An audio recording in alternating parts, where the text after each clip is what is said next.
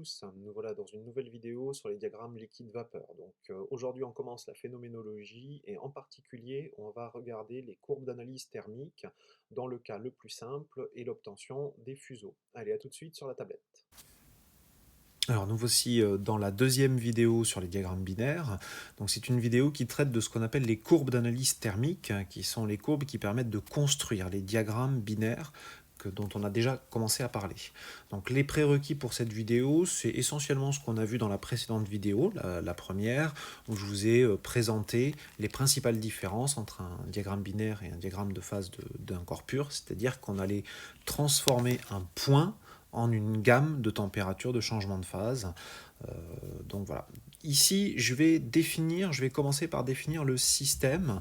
Donc le système, de quoi il s'agit, hein. Je vais considérer un mélange binaire. Donc un mélange de deux espèces. Ces espèces, en toute originalité, je vais les appeler 1 et 2. Et je vais considérer qu'ils sont totalement miscibles à l'état liquide. Je vais m'abstenir ici des cas où les liquides sont non miscibles. Donc je vais les supposer totalement miscibles à l'état liquide. Alors on peut rajouter des effets de non-miscibilité à l'état liquide. Ça ne va pas changer l'analyse qu'on va faire, ça va simplement complexifier un tout petit peu les diagrammes, ce n'est pas l'objet dans cette vidéo-là. Donc initialement, je vais considérer que le système était gazeux. Je pourrais le considérer liquide et faire l'opération inverse, mais je vais considérer que initialement le système est gazeux. Et ce système gazeux, on va le refroidir et on suit la température au cours du temps. Donc initialement le système est gazeux, il est refroidi et on suit la température au cours du temps. Voilà.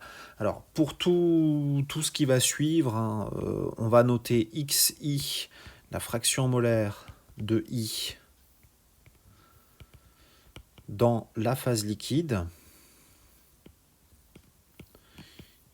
Et on notera yi, la fraction molaire de la phase de l'espèce I dans la phase gazeuse.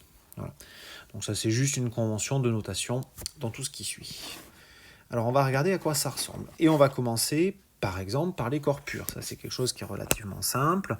Si j'ai un corps pur, initialement il est gazeux, la température descend. À un moment donné j'ai l'équilibre liquide-vapeur qui se produit. Je sais que c'est un corps pur, donc il se produit à volume constant. Et ensuite la température décroît à nouveau. Donc on ne s'occupe pas trop des pentes ici, hein. On a juste un palier intermédiaire. Et si on reprend les petits calculs de variance qu'on a fait juste avant, la variance elle est égale à 1 ici, elle est nulle pendant l'équilibre, et elle est à nouveau égale à 1 a posteriori. De la même façon, pour le deuxième corps pur, on va avoir un comportement tout à fait similaire, sauf que la température de changement de phase, c'est-à-dire la température d'ébullition, aura une autre valeur. Donc, par exemple, on aura deux températures de changement de phase, comme ceci. Alors ça, je vais le reporter sur mon diagramme.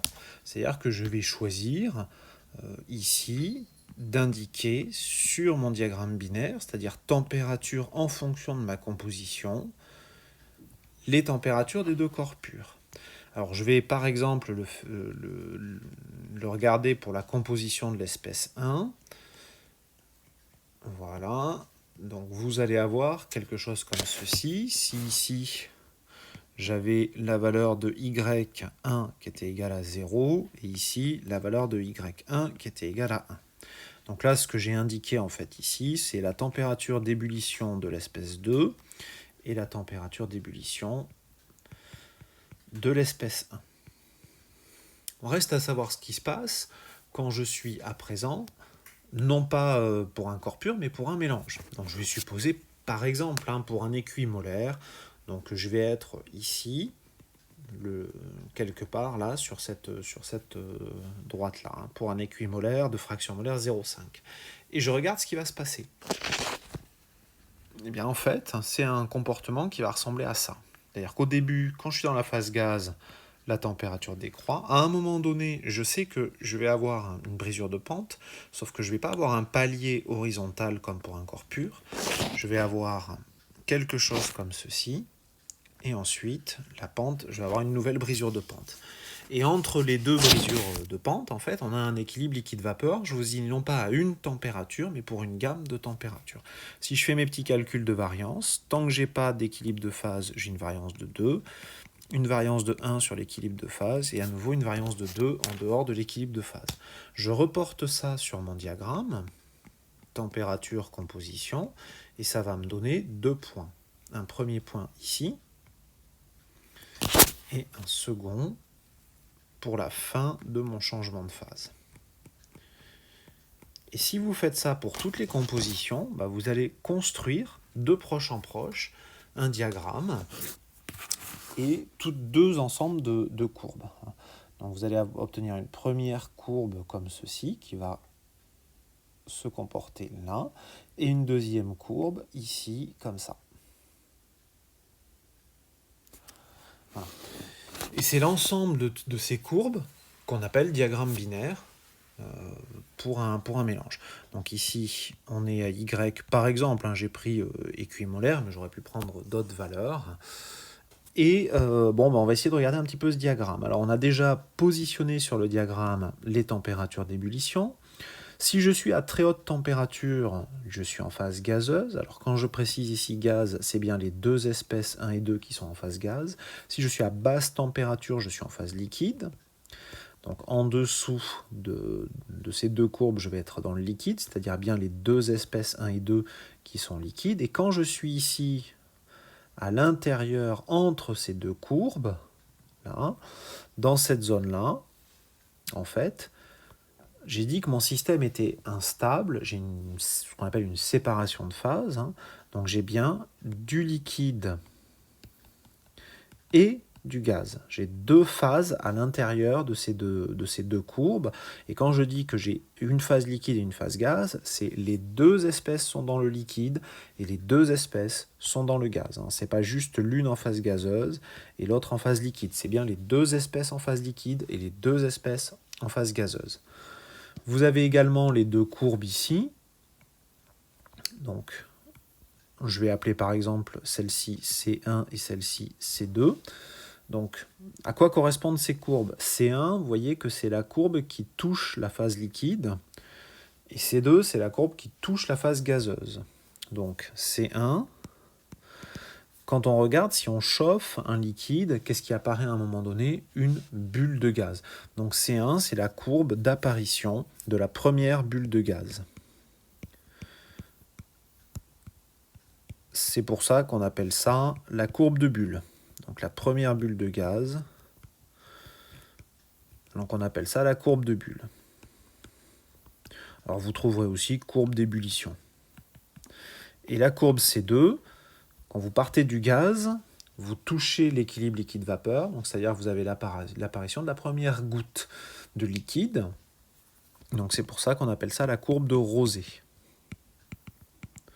Donc la courbe C2, c'est apparition de la première goutte de liquide. Donc on appelle ça la courbe de Rosé.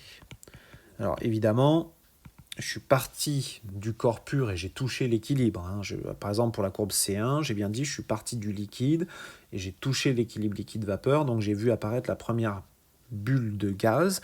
Mais si vous le prenez dans le sens inverse, si vous sortez de cet endroit, de l'équilibre, vous avez bien la disparition de la dernière bulle de gaz. Donc ça dépend du sens dans lequel on parcourt le diagramme. Donc vous voyez que cette construction, elle est un petit peu particulière, et ça c'est ce qu'on appelle un fuseau. Cette forme de courbe ici, c'est ce qu'on appelle un fuseau. C1, C2, ça c'est ce qu'on appelle le fuseau. Donc quand vous trouvez la notion de courbe en forme de fuseau, c'est à ça qu'on fait référence. Donc si je fais un petit bilan, en fait, un diagramme binaire, qu'est-ce que c'est? C'est un diagramme qui est décrit par un fuseau quand il est relativement simple. Donc mon diagramme binaire, donc j'ai pas de cas ici pathologique. Mon diagramme binaire, on va dire entre guillemets simple, il est décrit par un fuseau. Et donc, il est disposé en 3 régions. Donc, vous avez une région liquide. Cette région liquide, elle contient bien les 2 espèces 1 et 2. Vous avez une région d'équilibre, donc liquide 1 plus 2, les 2 espèces en phase liquide, plus gaz, les 2 espèces 1 et 2 en phase gaz. Et enfin, vous avez une région qui est purement gazeuse, avec les 2 espèces en phase gaz. Et ces régions sont séparées par des courbes. Donc ici, entre le liquide et l'équilibre, vous avez la courbe de Bulle. Et ici, entre l'équilibre et le gaz, vous allez avoir la courbe de Rosé. Donc je vous donne ici un exemple de diagramme. Donc sur ce diagramme température-composition, vous pouvez lire donc, aux extrémités les températures d'ébullition. Donc ici, la température de l'espèce 1, si ici vous avez X1 et Y1 qui sont représentés. Ici, vous allez avoir la température d'ébullition de l'espèce 2. Au milieu, donc, vous avez tout votre diagramme binaire. Donc ici, à haute température, le gaz. L'équilibre liquide-vapeur dans le fuseau et le liquide en dessous du fuseau. Alors une remarque quand même, j'ai fait pas mal de calculs de variance. Donc la variance, elle est égale à 2 quand vous êtes en dehors du fuseau. À l'intérieur du fuseau, elle est égale à 1. Et qu'est-ce qui se passe quand vous êtes dans le cas d'un corps pur? Je vous ai dit, au lieu d'avoir 2, 1, 2, vous aviez 1, 0, 1. Donc en fait, on peut voir ça, le corps pur, on peut voir ça comme une projection du mélange binaire sur un axe. Donc ici, si je me place sur cet axe, par exemple l'axe x égale à 1, la variance, elle est égale à 1. Quand je suis rigoureusement sur l'équilibre liquide-vapeur du corps pur, la variance est égale à 0. Et en dessous, la variance est à nouveau égale à 1. En fait, cet axe ici, on peut le voir comme là, j'ai un mélange binaire, et en fait, j'ai imposé une diffraction molaire comme étant égale à 1, donc j'ai imposé une contrainte, et c'est pour ça que la variance, elle baisse d'un cran. Même chose sur l'axe x égale 0, vous avez la variance qui est égale à 1, et qui est nulle quand vous êtes sur l'équilibre liquide-vapeur. Donc voilà pour un diagramme typique. Maintenant vous savez tout sur les courbes d'analyse thermique pour les fuseaux simples. Dans la prochaine vidéo, on va faire la même chose mais pour des systèmes un peu plus compliqués. À très bientôt.